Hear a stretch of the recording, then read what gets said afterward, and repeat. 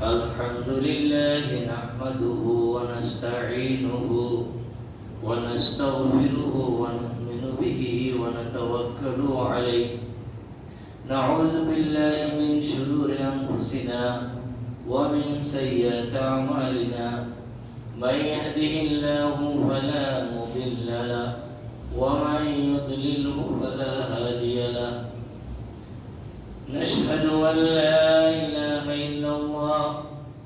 نشهد أن محمدا عبده ورسوله الذي أرسله الله بالحق بشيرا ونذيرا وداعيا إلى الله بإذنه وسراجا منيرا.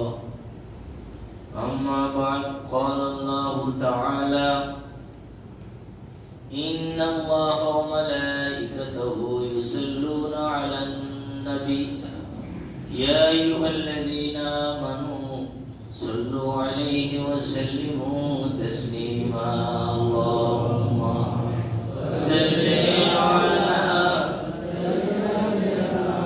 مولانا محمد وعلى آل سيدنا مولانا محمد. اللهم صل على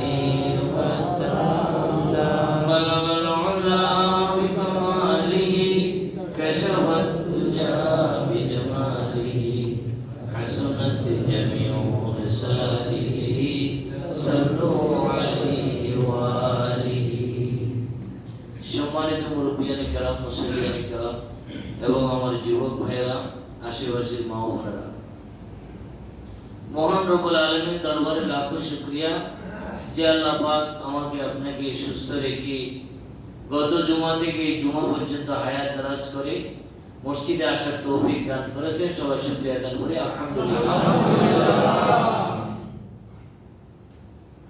আমরা আলোচনা করতেছিলাম গত জুমায় যাকাত সম্পর্কে, ঠিক না? মনে আছে? আজকে আমরা আলোচনা করব যাকাতের কিছু আলোচনা এবং সদকাতুল ফিতরা সম্পর্কে এবং ইতিকাফ সম্পর্কে। কারণ আর একটা জুমায় শুধু রমজানের জুমা পাবে, সামনের জুমা, আর কিন্তু জুমা পাওয়া যাবে না রমজানে। এই আজকের জুমার পরে আরেকটা জুমা। রমজান যে কিভাবে আইলো কিভাবে গেল কি তের পাওয়া গেল না, এত গরম, তাও কিন্তু তেমন অনুভব হয়নি। যাই হোক, আল্লাহ পাকের শুকরিয়া, আল্লাহ পাক রমজান আমাদেরকে রমজান পর্যন্ত পৌঁছেছে। রমজানে যে যতটুকু আমল করতে পারছি বা করতেছি আল্লাহর তৌফিক অনুযায়ী শুকরিয়া। কারণ রমজানে এক একটা আমলের অনেক সওয়াব। আল্লাহ রাসূল বলছেন, মান আদ্দা ফরিজা, কেউ যদি একটা ফরজ আদায় করে 70টা ফরজ আদায় করে সওয়াব। এই কারণে আলেম ওলামারা বলেন যে রমজান মাসে যাকাতটা দিয়ে দেন। যাকাত রমজান মাসে দিতে হবে জরুরি না, যে কোনো একটা মাস, চন্দ্র মাসের যে কোনো মাস হিসাব করে আপনি দিতে পারেন। তবে যেহেতু আল্লাহ রাসূল একটা হাদিস আছে, মান আদ্দা, কেউ যদি এই রমজান মাসে একটা ফরজ আদায় করে 70টা ফরজের সওয়াব তার আমলনামায় কি লেখা হবে। এই হিসেবে আমরা বলি যে রমজানে যাকাতটা দিয়ে দেওয়া। যাকাত সহজ হিসাব। আমি সবসময় এই কথাটা বলি সবাইকে, যে হুজুর আমার কত মাল আছে, কত কি আছে। অনেক ধনী লোকরা মাঝে মধ্যে ফোন করেন বা মাঝে মধ্যে অফিসে ডাকেন যে হুজুর আমার যাকাতের হিসাবটা একটু দেখেন। আমি অনেকগুলো দেখি, অনেক জনের। আসলে তো ব্যবসায়ীদের টাকা পয়সা আসে যায়, ব্যাংকের লোন, এইটা সেইটা, মানে যাকাত তারা খাইতে পারবে, কথা হচ্ছে। কয়েকজন লোকের সাথে আমার বড় বড় লোক, বাংলাদেশের নাম করা চিনবেন, ধনী লোক, তাদের জাকাত হিসাব করতে গেলে আর লোন যদি দেখি দেখা করে আমার আবার কিছু দিকে জাকাত দিয়ে দিতে হয়। তবে এটার জন্য কি এখন যেহেতু আমরা আমাদের জীবনে যা দরকার তার থেকে বেশি কিন্তু আমাদের চাহিদা কত মনে আল্লাহ রাসূল মানুষকে এই কথাটা বুঝেছেন, কিন্তু আমরা বুঝতেছি না। কারণ আমাদের মধ্যে একটা জিনিস কাজ করে, লোভ। লোভ যে কেমন লোভ, আপনি তো সেটেল হয়েছেন, ওলামাইনা সেটেল হয়েছে, নাতির ঘরের নাতি সেটেল হওয়ার জন্য চিন্তা করতেছি। এই সময় চলে যায়, মনে করে কি আল্লাহ মনে তখন আর থাকবে না, এই শতাব্দীতে আসে, আগামী শতাব্দীতে আল্লাহ থাকে না, না থাকে আমি সবকিছু করে দেই। কি করে? আরে যে আল্লাহ আমাকে এখন রাখলেন, আমার দাদার দাদাকে যে আল্লাহ পাইছে, সে আল্লাহ আমারও পাইতেছে। সামনে কি যে সূর্যটা আমার বাপের দাদার দাদার আমলে উঠছে, ঠিক আজ কি হেঁটে উঠেন না অন্যটা? হ্যাঁ, এই পৃথিবীতে যে বাতাস শ্বাস প্রশ্বাস নিচে আমার বাপের দাদা, সেটা কি আমিও, আমার ছেলে মেয়ে নাতি পুতিও কি ওইটাই। সুতরাং যেহেতু আমাদের দেশের মানুষ টাকা যা দরকার তার থেকে আরো বেশি আমরা কি চেষ্টা করি। আসলে রাসূল সাল্লাল্লাহু আলাইহি ওয়াসাল্লাম মানুষকে বলছেন যে এই কথাটা, যে তার যা দরকার মনে করেন আজকে প্রত্যেকটা মানুষ যদি, এটা মানুষের পরীক্ষা, মানুষকে আল্লাহ করে দিতেও পারতেন। যেমন আমাদের বাসার সামনে এত কুকুর হাঁটে, ছাগল গরু হাঁটে, মানে মুরগি বাচ্চা হাঁটে, সাপ বিচ্ছু হাঁটে, কারো তো খানা জমা নেই। এই যে এতগুলো কুকুর আছে আমাদের এই মানিকনগর মুক্তায়, কোন কুকুরের আলাদা খানা কিন্তু জমা নেই, কোন কুকুরের স্বাস্থ্য খারাপ কি করে, একটা কুকুরে তো করোনা ভাইরাস আক্রান্ত হয় বেশি, কোভিড-19 কোন কুকুরের মধ্যে গেছে ওই দেখি নাই। কিন্তু এদেরকে আল্লাহ সিস্টেম করে দিয়েছে। কুকুর সে পাখি কোনদিন খাবার সে জমা করবে না, তার 10টা বাচ্চা যদি বাসায় থাকে পাখি, ওই ঠোঁটে করে জানতে পারে এগুলো সবাই খাওয়াই আজকে শেষ। আর আমাদেরকে আল্লাহ রাখার যোগ্যতা দিছে, বুঝছেন, যে আমরা আজকের খানা খাওয়ার পরে আরো 1 মাসের খানা 10 মাসের খানা রাখার কি আছে, যোগ্যতা আছে। এটা আল্লাহর একটা পরীক্ষা। এই জন্য আল্লাহ কোরআনে বলছেন না যে তোমার সন্তান এবং তোমার সম্পদ এটা আমি একটা পরীক্ষা স্বরূপ তোমাকে দিছি। অর্থাৎ আমাকে রাখার ক্ষমতা দিয়া বলছে যে রাখো না, মানে ঠিক রাখার ক্ষমতা দিয়ে বলছে কি রাখো না। এই সময় যদি না রাখি তাহলে এটা হবে কি সবচেয়ে দামি জিনিস। যেমন একটা লোক রিটায়ার হয়ে গেছে, কবাই আর ঘুষ খেয়ে না, রিটায়ার করে ঘুষ খেয়ে ওদের থেকে ঠিক কি রে ভাই, মসজিদের ইমাম সাহেব মানে চাকরি দিয়েছেন, হুজুর আপনি ঘুষ টুস খাইন না। আচ্ছা ইমাম সাহেব কেউ ঘুষ দিই যে হুজুর নামাজটা আজকে একটু ছোট সুরা দিয়ে ভরা দিবেন, ভজন নামাজ সুতরাং 20 টাকা দেবো, আছে কোন আজকে কি হুজুর 15 নামাজটা যদি আজকে হুজুর 2 রাকাত করে দিতে পারতেন সুবিধা হইতো, আছে? যারা এটার জায়গা না, খাওয়ার জায়গা না, এটা মনে করেন হের নিষেধ করে লাভ নাই তো। আল্লাহ যদি আমাদেরকে এমন সিস্টেম করে দিত যে মানুষ দৈনিক খানা জোগাড় করবে, ছেলে মেয়ে সবাই ওইটা কি আজকে সে ঘুমাই যাবে, কালকে সকালে আবার দান্দা করবে, কি ভাই অন্যান্য মখলুকাত। এখন আমরা কি মনে করতেছি এই পৃথিবী মনে আমাদের, জায়গা জমি সব আমার, কাগজপত্র আমার নামে, গরু ছাগল হাঁস মুরগি কুকুর বাচ্চা বেড়া ইঁদুর বিড়াল এরকম কোনো জায়গা নাই। কি না করতে পারবেন ইঁদুর? আমরা এত দামি জায়গা গুলশানে এক ঘন্টার দাম, 1 কাঠা জায়গার দাম 106 টাকার দাম, হিসাব করে যদি 1 স্কয়ার ফিটের দাম বড় 10 লক্ষ টাকা। এর যদি ইঁদুর বাসার মধ্যে বসে আছে, একই জিজ্ঞেস করছি আপনার হেনা বড় রেস্টুরেন্ট আছে, তাইলে এত সুন্দর করে আপনি ক্ষেত করলেন, নিজে ধান করলেন, সার চুনা নিজে লেবার দিয়া, পাখি এসে পট করে বসে খাইতেছে। আপনি জিজ্ঞাসা করেন যে ভাই আপনার জমি থেকে একটু আমি ধান খেতে পারবো, বাকি জিজ্ঞেস কিছু করে দিন, সবার অধিকার আছে পৃথিবীতে। আসলে মানুষকে আল্লাহ বলছিল একটু, আমি শুধু একটু বলি সবসময় যে আমরা যারা এই মহল্লা বসবাস করি, আমাদের একটা বাজার, মুগ্ধ বাজার,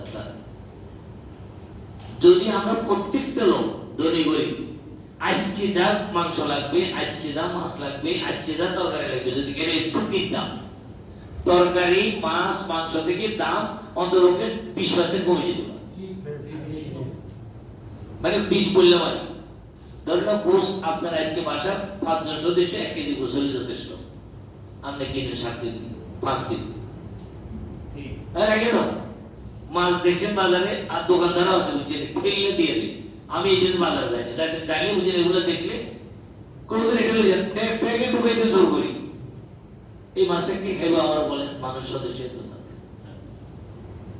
এই জিনিসটা খেয়াল করিয়ে কিন্তু ওই মাছ দিতে 5 কেজি চিংড়ি মাছ দিয়ে তো বাসায় এনে মুরগি নিতে 130টা কয়দিনের জন্য কয় এক সপ্তাহ যেন বাজার আসে। আরে কি সমস্যা, আমরা বাজার বাসার সামনে ডেলি তাজা তাজা খাবেন, সমস্যাটা কি? এই যে জিনিসটা কত খুশি লাগে, এই যে আমাদের প্রবণতা, আমাদের মধ্যে এই যে লোভটা, এই লোভটার কারণে আমরা কি হচ্ছে, কোনো লাভ হচ্ছে না। কিছু লোক শান্তিতে আছে, আর কিছু লোক কষ্ট করতেছে একটু গাড়ির জন্য বাড়তে। এই জন্য যাকাতের কথাটা আমি বলছিলাম, কেন বলছিলাম যে ইসলামের হিসাব নিকাশ অত্যন্ত সহজ।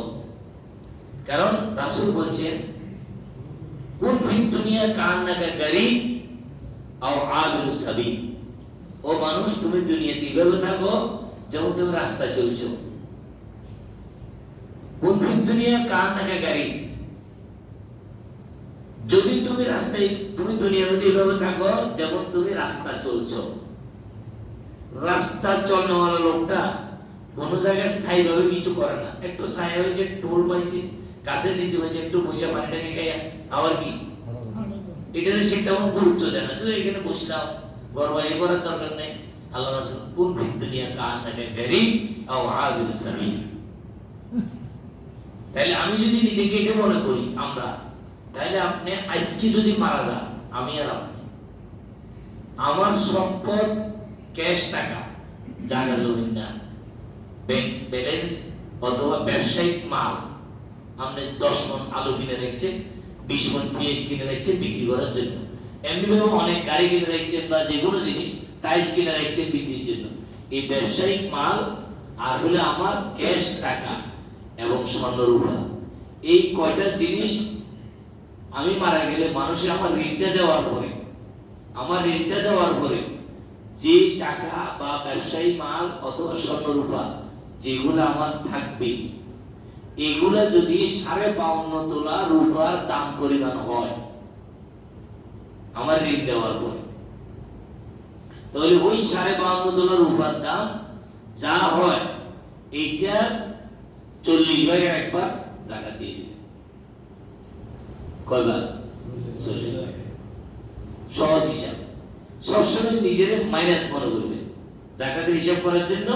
প্রত্যেকটা লোক যে আমি আজকে মারা গেলাম, আমি নুরবক্স মারা গেলাম, আমার ব্যাংকে 1 লাখ টাকা আছে, আমার স্বর্ণ আছে 20 ভরি, আমার ব্যবসায়িক মাল আছে 50,000 টাকা, এই সব মিলে টোটাল আমার 5 লক্ষ টাকার সম্পদ আছে। আমার কাছে আব্দুল করিম ভাই 1 লাখ, আব্দুল জব্বার ভাই 2 লাখ, টোটাল টাকাটা মাইনাস করার পরে আমার কাছে আর 1 লাখ থাকে। কয় লাখ থাকে? 1 লাখ। 4 লাখ আমার ঋণ দিয়ে দিতে হবে আমার ছেলে মেয়েরা। কারণ রাসূল সাল্লাল্লাহু আলাইহি ওয়াসাল্লামের কাছে যখনই কোনো জানাজা আসতেন, হুজুর বলছেন এর কোনো ঋণ আছে? যদি সাহাবায়ের মধ্যে নাই তো ঠিক আছে আমি নামাজ পড়াবো, আর যদি ঋণ থাকতো তোমরা নামাজ পড়ে দাও, আমি পড়াবো না।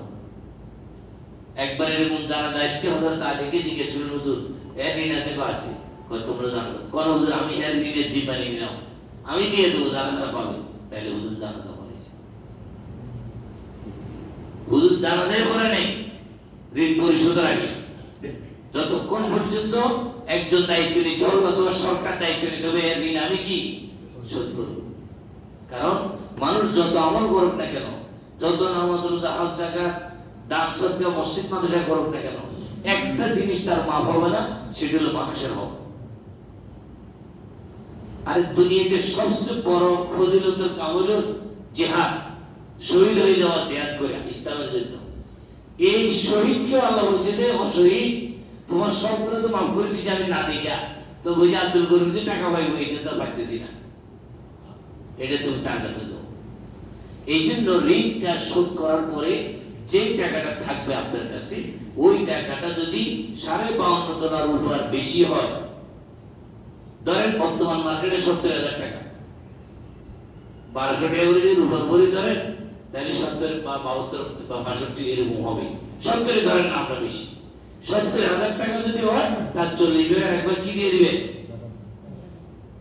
এখানে একটা জিনিস আমরা জেনে রাখেন, আমরা সবাই শুনেন, সবসময় আমরা আলেমরা ওয়াজ করি 7.5 ভরি স্বর্ণ হইলে যাকাত আসবে, ঠিক না? এখন কারো কাছে 4 ভরি স্বর্ণ আছে, ব্যাংকে টাকা আছে 20,000 ঋণের অতিরিক্ত, তাইলে তার 4 ভরি স্বর্ণ 50 ভরি 2 লাখ আর 20,000 কত হয়েছে টোটাল? 2,20,000, 2,20,000 টাকা যাকাত দিতে হবে। হ্যাঁ, যদি কারো কাছে কিছু নাই, এনে কোনো টাকা নাই, ব্যবসায়িক মালও নাই, শুধুমাত্র 20 ভরি স্বর্ণ আছে, তাইলে 20 ভরি যাকাত দিবি। কারো কাছে মাত্র 7 ভরি স্বর্ণ আছে আর কিচ্ছু নাই অতিরিক্ত, তার প্রয়োজনের অতিরিক্ত, ব্যবসায়িক মালও নাই, ব্যাংকে কোনো ডিপোজিটও নাই, খালি স্বর্ণটা আছে, আর দিনে আনি দিনে কার কোনো আলাদা টাকা পয়সা নেই, তাহলে তার যাকাত থাকবে না। কিন্তু এর সাথে যদি এক্সট্রা আরো 10,000 টাকা থাকে যায়, তাহলে ওই পুরো স্বর্ণটা টাকায় পরিণত হয়ে উঠছে, টাকায় পরিণত হইয়া 40,000 একবার যাকাত দিতে হবে। কথা বুঝাইছে কিনা ভাই? বুঝছেন কিনা? না বুঝলে আবার ব্যক্তিগতভাবে জিজ্ঞেস করবেন। এখন আসেন, আমাদের দেশে অনেক গরিব মানুষ আছে, তারা ব্যাংকে এফডিআর করে বা সঞ্চয়পত্র কিনে, বাংলাদেশ ব্যাংকে অনেকে কিনে রাখে, কিন্তু আমার মাঝে তো সাহায্য চায়, ঠিক না? ব্যাংকে এফডিআর আছে 1 লক্ষ টাকা, আবার হুজুর আমার কাছে টাকা নাই, যাকাত দেন। এই জন্য যাকাত দেওয়ার জন্য যিনি যাকাত দাতা, ওনাকে খোঁজ খবর নেওয়া ফরজ। আপনারা মনে হচ্ছে আল্লাহর রাস্তায় চাইছি দিয়ে দিলাম, ঠিক না। আপনি একজন লোক আছে, হুজুর আল্লাহর রাস্তায় আমরা দেন, রাস্তার মধ্যে দেখছি হুজুর হাত নাই পাওয়া নাই, আমি 10,000 টাকা দিয়ে দিয়েছি, 500 টাকা দিয়েছি, যাকাত হবে না, যাকাত আদায় হবে না।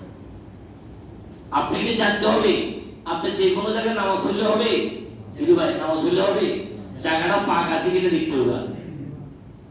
আগে না ভাষা চেয়ে আছে নামাজ পড়লে আল্লাহ তো সেজদা দিয়ে দিয়েছে 8টা, সমস্যাটা কি? হবে নামাজ? যে কোনো কাপড় দিয়ে নামাজ পড়লে হবে? তো কেন কাপড়টা কাপড় পাক করা জরুরি না নামাজের জন্য? আমরা আল্লাহ তো সব দিকে আছে, আল্লাহু আকবার, কোমই কেবা, কোমই কেবলা, কোমই কাবা, দরকার না, আল্লাহ তো সব দিকে আছে, এটা করে নামাজ পড়লে নামাজ হবে? কেবলা সিনা জরুরি না? আবার জায়গা পাক আছে কিনা দেখা জরুরি না? কাপড় পাক আছে কিনা দেখা জরুরি না? সতর্ক টাকা হলে কি হইল না, পাগড়ি বাঁধে দিলেন, লুঙ্গি গোলা, নামাজ হবে? তাহলে 70 টাকাটা খরচ, এটা কি আমার ঠিক আছে কিনা দেখতে হবে। আমি নিয়ত করলাম কোনটা, পূর্ব আসর নামাজ, নিয়ত করলাম মাগরিবের, হবে? আরেকটা হলো ভুলে ভর্তি আছেন জোহর, নিয়ত করলেছেন মাগরিব, এটা হয়ে যাবো, কিন্তু আমি ইচ্ছে করে মাগরিবের নিয়ত করলে 3 টাকাতে, তা তো হবে না। তাহলে নামাজ পড়ার জন্য যদি এত কিছু খেয়াল করতে হয়, রোজা রাখার জন্য দেখেন সেহরির টাইম শেষ হলো কিনা, আর বোরাতে উঠে চোখ বসে বসে খাইলেন, আজান দিল কি দিল না, গরিব টাইম কটা বাজে কিচ্ছু দেখলেন না, রোজা হবে? ইফতারের সময় যদি খেয়াল না করেন কটার সময় ইফতার সূর্য ডুববে, আপনি বলতে অন্ধকার অন্ধকার লাগে ইফতার করি ফেলে, হবে রোজা? তো রোজার জন্য যদি সেহরির টাইম খেয়াল করতে হয়, ইফতারের টাইম খেয়াল করতে হয়, রোজার মুখে পানি করে গলায় চলে যান কিনা, কত সতর্কতা অবলম্বন করতে হয় রোজা আদায় হওয়ার জন্য। হজ করতে যাবেন, হজ করতে যাওয়ার আগে আপনার 400 মাইল দূর থেকে, কোনদিকে 150 মাইল দূর থেকে আপনাকে ইহরাম করতে হবে, এটা জরুরি। আলাদা সিস্টেমের পোশাক করতে হবে, লাব্বাইক বলতে হবে, কাবা ঘরে তওয়াফ করতে হবে। আমি যদি উল্টো গোয়া আরম্ভ করেন, চক্কর দিগুলো হজর আসর থেকে ঘুরতে বসে, আমি বলতে এনে ঘুরি সাপ ঘুরে হইলে তো হইব, তাইলে সাই রাসূল বলছেন সফা থেকে শুরু করো, অন্যকে মারতে শুরু করলাম, হবে? হুজুর বলছেন আরফাতে অবস্থান করা 9 তারিখে, আমরা 8 তারিখে আরফা ঘুরে চলে সারাদিন ঘুমাই পাবেন। তাইলে ইসলামের প্রতিটা বিধান যদি লক্ষ্য করতে হয়, নামাজের ক্ষেত্রে এতগুলো জিনিস আমার খেয়াল করতে হবে, রোজার ক্ষেত্রে এতগুলো জিনিস খেয়াল করতে হবে, হজের ক্ষেত্রে এতগুলো জিনিস খেয়াল করতে হবে, ঈমানের ক্ষেত্রে আপনি আল্লাহর প্রতি ঈমান আনছেন, ফেরেশতার প্রতি আনছেন কিনা দেখতে হবে না, কিতাবের মধ্যে আনছেন কিনা, তারপরে আল্লাহর নাজিলকৃত নবী যারা নবী পাঠাইছেন তাদের প্রতি বিশ্বাস আছে কিনা, আপনার পরকালের প্রতি বিশ্বাস আছে কিনা, পুনরুত্থান আবার যে উঠবো এটার বিশ্বাস আছে কিনা, তকদিরের ভালো মন্দ আল্লাহর পক্ষ থেকে হয় এই কথার বিশ্বাস আছে কিনা, এই সবটি মিললে কি হবে? জোরে বলেন কি হবে? ঈমান। আমরা যদি আল্লাহর বিশ্বাস করছি ঈমান হবে। এই যে ঈমান, নামাজ, রোজা, হজ, যাকাত, পাঁচটা ইসলামের বুনিয়াদি বিষয়। এই পাঁচটা বিষয় যদি সবকিছু লক্ষ্য করতে হয়, খালি যাকাতের বেলায় আইছেন যে চাই দিয়ে দিলেও দিব হবে, যে চায় তার যাকাত দিলে হবে, হবে না। আল্লাহ নিজে কোরআনে বলে দিয়েছেন ইন্নামাস সাদাকাতু লিল ফুকারাই ওয়াল মাসাকিন, ও দুনিয়ার মানুষ, আমি যে যাকাত তোমাদের উপরে ফরজ করেছি এটা শুধুমাত্র তোমরা 8 শ্রেণীর লোককে দিতে পারবে। কয় শ্রেণীর লোক? 8 শ্রেণীর লোক। তার মধ্যে এক শ্রেণীর লোকের ইসলামের প্রাথমিক যুগে দেওয়া বৈধ ছিল। ইসলামের যখন হুকুমত এসে গেল, ইসলামের যখন শহরে সারা ছড়ায় গেল, তখন আর ওই শ্রেণীর লোককে যাকাতের টাকা দেওয়া নিষেধ করে দিয়েছে। অন্য দান আপনি করতে পারবেন, নফল দান, কোনো অসুবিধা নেই। সেগুলো অমুসলিম, কোন একটা অমুসলিম আমাদের সমাজে বসবাস করে, হিন্দু অসুস্থ, তারা সাহায্য করতে হবে না আমাদের? কত সাহায্য আছে, আপনি নফল সাহায্য করেন, যাকাত দিবেন না, ফিতরা দিবেন না, অন্যগুলো তো দিতে পারেন, সমস্যা নেই। আল্লাহ রাসূল ইহুদিকে অসুস্থ হয়েছে দেখতে গেছে, তাইলে যাকাত দেওয়ার ক্ষেত্রে আজকাল বড় লোকরা কিচ্ছু খেয়াল করে না, বুঝছেন? এরা মনে করে যাকাত দেওয়া লাগবে, দিয়ে দিই। এটা তো বড় একটা বিধান, এটা দেওয়ার ক্ষেত্রে আপনাকে খেয়াল করতে হবে আমি যাকাত দিচ্ছি, এটা নিয়ত থাকতে হবে, মনে মনে বলতে হবে না এটা যাকাতের লুঙ্গি, যাকাতের শাড়ি, যাকাতের তরকারি, যাকাতের প্রাণ, এরকম বলতে হয় না। আপনার মনে থাকবে শুধু এইটা আমার যাকাত। আর কাকে দিচ্ছেন সেই লোকটা কি যাকাত পাওয়ার উপযুক্ত কিনা এটা আমরা যাচাই করতে হবে। এখন প্রশ্ন, শুধু রাস্তাঘাটে ভোগী এগুলো যাচাই করবো কিভাবে? যাচাই করতে না বললে আপনি যাকাত দিবেন না, নরমাল দান দিয়ে দেন, যাকাত হবে না। যাকাত যদি সে উপযুক্ত গরিব না হয়, তাহলে আপনি যাকাত দিলে সে যাকাত কি হবে না, আদায়। আল্লাহ নিজে বলছেন ইন্নামাস সাদাকাতু লিল ফুকারা ওয়াল মাসাকিন, যাকাত একমাত্র ফকিরকে দিবা। ফকির কাকে বলে এটারও সংজ্ঞা দিয়ে দিয়েছে।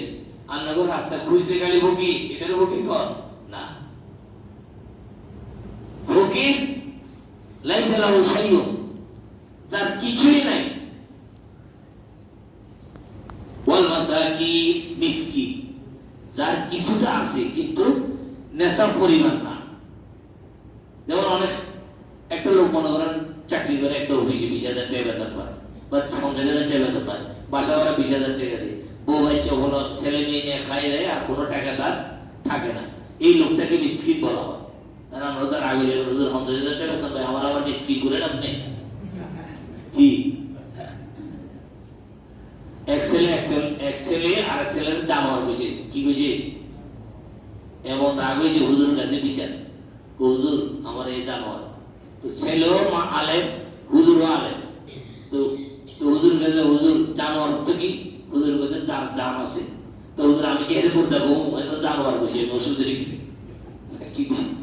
এখন আপনারা, আমি যদি জানোয়ার কই, হুজুর আপনি আমাদের গাড়িটা দিলেন আর আপনি ইমাম সাহেব, আসলে জানোয়ার লাগে আপনার কি কইতাম? মুর্দাওয়ার কবু। জানোয়ার মানে জানওয়ালা, আর মুর্দা মানে যে মারা গেছে। তাহলে এখন জানওয়ালা বলে অপরাধ কি? অর্থাৎ আমাদের সমাজের মধ্যে এই শব্দটা কি মানে একটা খারাপ হিসেবে প্রচলিত হয়ে গেছে, যার কারণে এটা বলা ঠিক হবে না। এখন আমরা আবার হুজুর ওয়াজ শুনে জানোয়ার শুরু করতে রাস্তাঘাটে সবাই, যেহেতু আমাদের দেশের প্রবাদ একটা গালি, এটা আমরা গালি হিসেবে ধরতে হবে। যেমন মির্জাফর, ভালো নাম। মীর মানে আমির, জাফর মানে জাফর সাদেক, আল্লাহ রাসূল একজন সাহাবীর নাম, মীর জাফর, কত সুন্দর নাম। এখন কেয়ার মাঝে মীর জাফর এই কি তাইলে কালি গেছে না এখন। তাহলে আপনারা আবার মিসকিন বললেন আগুয়েন না কি? মিসকিন কাকে বলে? যাদের বলছে যাকাত ওয়াজিব হয় নাই, অর্থাৎ নেশাব পরিমাণের মালের অধিকারী যে না, তার খরচ কজমজ বাদ দিয়া যার কাছে নেশাব পরিমাণ সম্পদ অতিরিক্ত নাই, তাকে কি বলা যায় শরীয়তে? আর ভবিত তার কিছুই নেই, ধরেন এটা যাচাই করতে হবে আপনি। আর ওয়াল গারিমিন, যারা ঋণগ্রস্ত, আপনি জানেন আপনার এক বন্ধু বিপদে পড়িয়া 10 লক্ষ টাকা ঋণ হয়ে গেছে, তার এই চাকরি দিয়া এই টাকা শোধ করা তার দ্বারা সম্ভব না। জায়গা জমিটা নাই যে বিক্রি করে নিয়ে শোধ করবো, কিন্তু তার স্ট্যাটাস মেনটেন করে চলে, অ্যাপার্টমেন্টে থাকে, কিন্তু তার এই 10 লাখ টাকা কোনো কারণে বিপদে ঋণ হয়ে গেছে, 5 লাখ টাকা ঋণ হয়ে গেছে, 2 লাখ টাকা ঋণ হয়ে গেছে, এইটা আপনি গোপনে তার ঋণটা শোধ করে দেওয়া। আল্লাহ রাসূল বলছেন, কোরআনে আল্লাহ বলছেন যে তোমরা যাকাতের টাকাটা ওই লোকটারে দিয়া তার ঋণটা শোধ করে দাও।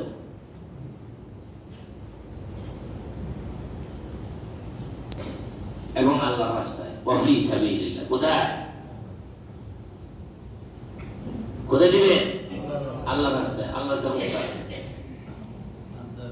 আল্লাহর রাস্তা হলো যে সমস্ত মুজাহিদিন, যেমন মনে করেন বদরের যুদ্ধে গেছে, ইয়ারমুকের যুদ্ধে গেছে, সাহাবায়ে কেরাম যুগে যুগে মুসলমানদের সাথে যুদ্ধ হয়েছে না, এই মুজাহিদ যারা, যারা ইসলামের আল্লাহর কালিমাকে বলন্দ করার জন্য, আল্লাহর দ্বীনকে প্রতিষ্ঠা করার জন্য যে কোনো আন্দোলনে, যে কোনো জিহাদে যারা শরীক হয়, এই সমস্ত লোকের সহযোগিতা করার জন্য যাকাত থেকে টাকা দেওয়া কি, এবং আল্লাহ বলছে দেওয়ার জন্য।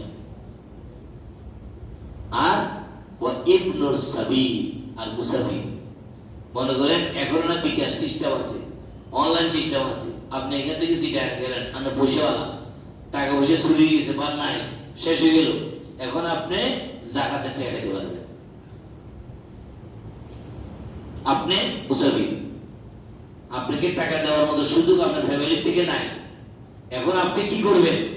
আপনি মুসাফির হিসেবে যাকাতের টাকা গ্রহণ করতে পারবেন। এটা আল্লাহ বলছে মুসাফিরদেরকে যাকাত দিও যদি তার প্রয়োজন হয়।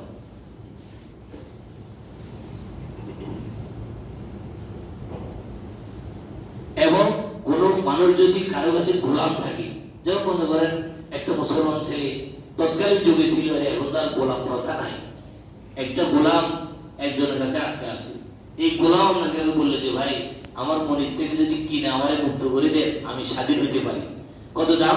50,000 টাকা। আপনি 50,000 টাকা দিয়ে দিলেন, আপনি মুক্তি হয়ে গেলেন। এই গোলামকে ছুটানোর জন্য, মুক্তি দেওয়ার জন্য যাকাতের টাকা দেওয়ার কথা আল্লাহ বলছে।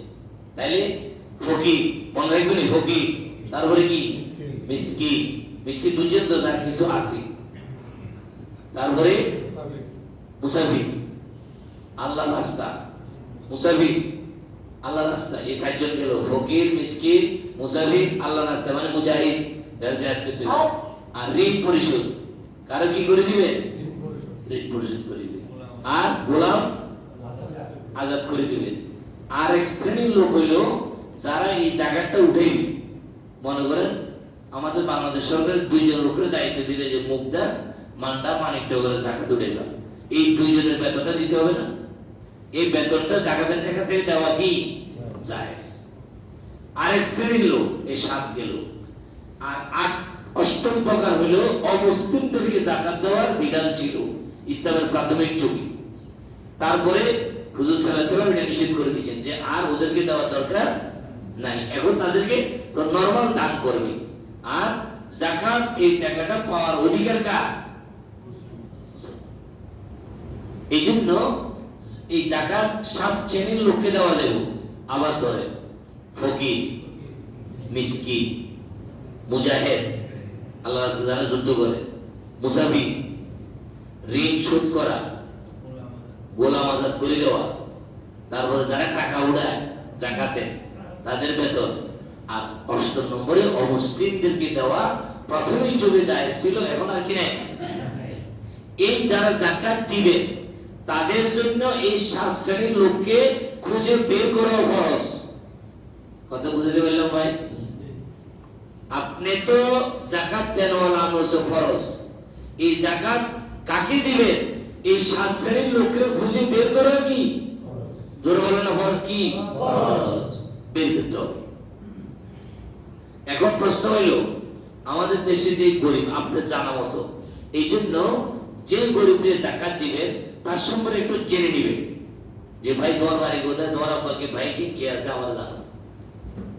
আর আমাদের দেশে যে বড়ি লীলা বড়ি এতিমখানা, অনেকে ওদের এতিমখানা, আরে এতিম সব এতিম কি ভাই, পয়সা হলো তো এতিম, এতিম না তো সব এতিম কি যাকাত খেতে পারবে?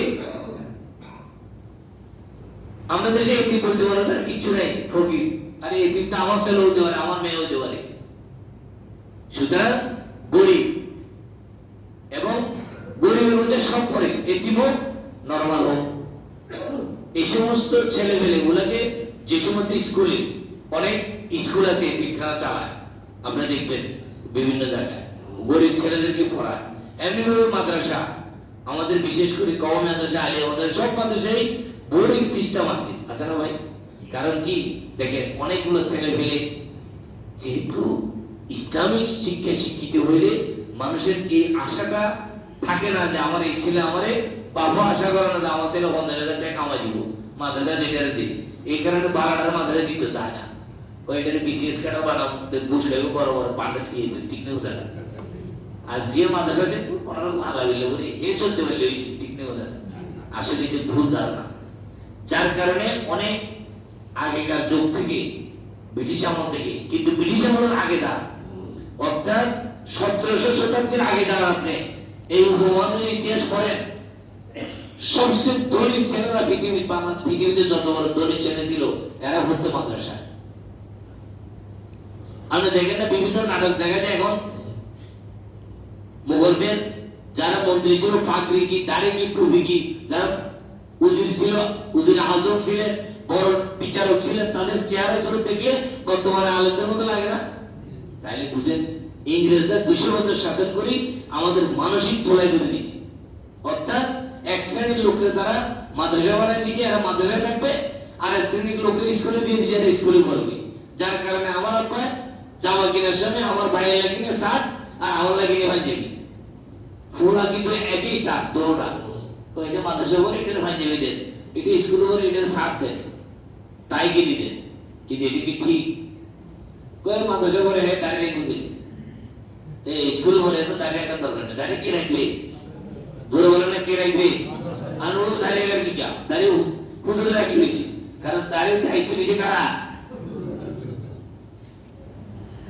এক লোকে আমার কাছে গেছে, এক ছেলে মাদ্রাসা বলে আই বলে, আই মাদ্রাসা লাইন আই তো হুজুর আমার ছেলেটা একটু দাঁড়িয়ে দাঁড়িয়ে রাখবে, লোক হ্যাঁ কিন্তু দাঁড়িয়ে নেই যে কইছে আমার। আচ্ছা বল, এটা হলো কি আমাদের দেশের মানসিক চেঞ্জ করে দিচ্ছে, বুঝছেন? অন্য কিছু না, আপনাদের দোষ না।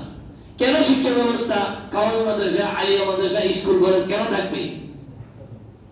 এগুলো সব সরকার করছে, কোনো মানুষ করে না এগুলা। এই সরকারের কথা বলেন না, সরকারই এটা পলিসি করে দিচ্ছে। কেন আমার দেশে 100-র মধ্যে একটা ছেলে মাদ্রাসা পড়ে না, আপনি হিসাব করে বাইর করান। সারা বাংলাদেশে কওমি আলিয়া যত মাদ্রাসা ছেলে পড়ে 1%, 100-র মধ্যে, আর সবটি স্কুলে পড়ে। কি করছে আমাদের কিছু লোকের ধর্ম দিয়া, আর আমরা হুজুররা খুশি, হ্যাঁ আমি বড় মাদ্রাসার প্রিন্সিপাল, মাদ্রাসার মোতায়েন, আমি মাদ্রাসা চালাই, আমরা খুশি। কিন্তু এই যে আমি মান্ডা একটা মাদ্রাসা চালাই, মান্ডা মুগদা কয় লক্ষ মানুষের বসবাস, এই দারুল উলুম মান্ডা, এই মুগদা দারুল উলুম মাদ্রাসা ধরেন, দারুল উলুম, জহিরিয়া, মার্কাজুল উলুম, এই তালিমুস সুন্নাহ, তারপর আরো ছোটখাটো ছোট মাদ্রাসা আছে। সব মাদ্রাসার ছাত্ররা একসাথে করে হায়দার আলীর 2-4 ক্লাসের ছাত্ররা একসাথে করে 100 হবে কি এটা বলে? ওই বা ওই স্কুল বা মানিকনগর স্কুলের অন্তত খালি 6 থেকে মেট্রিক পর্যন্ত যতগুলো ছেলে আছে, মেয়ে আছে, পুরা মুগদা মান্না মানিকনগর মাদ্রাসা সব মিলে 10 একটা ছাত্র হবে না। বলেন আপনারা হবে কিনা? অর্থাৎ আমাদেরকে সরকার এটা দিয়া আমাদের চুপ থাক, তোরা এটা নিয়ে নাচতে থাক, এরা যাকা বাইরে আউট, মানে স্বাভাবিক স্রোতধারা থেকে, মেইন স্রোতধারা থেকে আমাদের মুসলমানদের সন্তানদেরকে দূরে সরাই দেওয়ার জন্য দিক থেকে তারা এই পলিসিটা করছে। কোনো মাদ্রাসা থাকার দরকার নাই, কোনো কাউমিয়া নিয়ে কোনো মাদ্রাসার দরকার নাই, স্কুল থেকে মাদ্রাসা হবে। প্রত্যেকটা ছেলে ইন্টারমিডিয়েট পাস করবে, সে আপনার মুক্ত পড়াইতে পারবে, নামাজ পড়াইতে পারবে, জুমা পড়াইতে পারবে, প্রত্যেকটা ছেলে। এরপরে ডাক্তার হও, ইঞ্জিনিয়ার হও, মুফতি হও, বড় আলেম হও। এখন তো আমরা ইমার্জেন্সি বেসিসে কাজ করতেছি। এই গত বর্ষ বাংলাদেশের একজন বড় ধনী, একটা শিল্পের নাম বলে, নাম বলবো না, আমার আধা ঘন্টা তার সাথে টেলিফোনে অনেক কথাবার্তা হয়েছে। এই তো মাদ্রাসার কি দরকার হুজুর, মাদ্রাসার হুজুর এইটা করে এইটা করে। আচ্ছা কোন মানে মামুনুর লোকের একটা ঘটনা পাইছি, এখন আমরা তো মানে মাটির তলে ঢুকে দিছি। আর বসুন্ধরার ছেলে যে বলছে এদিকে কথা পায় না, এটা তাই করবে, এটা কি অসুবিধা, এত বাড়িয়ে পাইছে। আর মামুনুর লোকের পদ্মার সাথে একটা নিচে আর কি, এইটার ধারণা কি শুরু হয়, ও তো মারে না একটাও। আজ পর্যন্ত একজন হুজুর কোনো মহিলা মারা গেছে আছে কমটা দুনিয়া দেখছে? কত ছেলে প্রেম করে মেয়ের মারা গেছে, হাজার হাজার প্রমাণ আছে। তো আমি ওনার সাথে অনেক কথা বললাম, উনি বলতে এই কি মাদ্রাসায় কি দরকার, এত ভালো দরকার, আমরা তো জানি। আমি বললাম যে ভাই, সেদিন পেপার পত্রিকা দেখলেন বিসিএস ক্যাডার একজন ডাক্তার বুয়া করোনা সার্টিফিকেট দিয়ে ধরা হচ্ছে নি, কথা বলে কেন? পুরো মেডিকেলের সব ডাক্তারের একসাথে চোখ সাজাইছে। তো একটা লোক তো কোনোদিন বলেন না মেডিকেল কলেজগুলো বন্ধ করে দেওয়া হোক, প্রাইভেট যা আছে সরকারি যা আছে সব বন্ধ। কি ডাক্তার, যে ডাক্তারের বুয়া সার্টিফিকেট এ আমার কিসের ডাক্তার? শত শত প্রমাণ আছে। এই বাংলাদেশের ডাক্তারের রিং ভরাই দিয়া ইন্ডিয়ান গেছে চেক করার কথা রিং ভরায়নি, তবু 70,000 টাকা নিল যে কৌদুর বুয়া আসেনি। কথা বলেন আছে কিনা? আজ পর্যন্ত কোন বড় লোক, কোন সাংবাদিক, কোন টেলিভিশন এরা কি কোনদিন প্রকাশ করছে যে সব ডাক্তারখানা বন্ধ করে দেওয়া দরকার? কয় নাই। ইঞ্জিনিয়াররা যেখানে রড দেওয়ার কথা এখানে পাঁচ ঢুকে দিচ্ছে, আছে কি ভাই? যেখানে দেওয়ার কথা সিমেন্ট এখানে দিচ্ছে বালি, যেখানে দেওয়ার কথা ইট এখানে দিচ্ছে মাটি। রোড করছে না, বিল্ডিং করছে না, বাঙ্গি করছে না, ব্রিজ করছে না বাঙ্গি। আজ পর্যন্ত এই কথাটা কেউ বললো না যে ইঞ্জিনিয়ারিং কলেজগুলো কি করে দেয়। খালি মাদ্রাসার একজন হুজুর, আরে ভাই মাদ্রাসার মধ্যে 10 লাখ লোক তো আছে, এর মধ্যে একটা লোক খারাপ হতে পারে না, দুইটা খারাপ হতে পারে না, এরা কি ফেরেশতা? এইটা কইলে আর হুজুরের শেষ কি মাদ্রাসা মসজিদে দান করবো, এই কথা কইছি। পরে আমি ওনাদের বুঝাইলাম, সত্যি বুঝাইলাম, বুঝছেন? আমি বললাম দেখেন, জেলেরা নদীতে জাল মারে, কন্টিনিউ জাল উড়ায়, কোন খেয়ের মধ্যে কাঁকড়া উড়ে, কোন ভেগে সাপ উড়ে, কোন সময় বড় একটা কাটা উড়ে, জাল উঠতে ছিঁড়ে যায়। এর মধ্যে জেলে রাগ করে জাল বন্ধ করে নেয়, বন্ধ হচ্ছে জাল মারা, জাল ফেলানো বন্ধ করছি। সন্ধ্যার সময় আসলে আমাদের দেয় 1 পোয়া 5 কেজি বিক্রি করেছে 8,000 টাকা। কল বাস এত খুশি, সারাদিন মেহনত। আরে ভাই যদি আপনি জালে না টানেন তো মাছ পাবেন কোথা থেকে? রাগ করে যদি বন্ধ করে দেন, মাদ্রাসাগুলো যদি না থাকে তাহলে হাবি চুদুর কোথা থেকে সৃষ্টি হবে আমার বলেন না?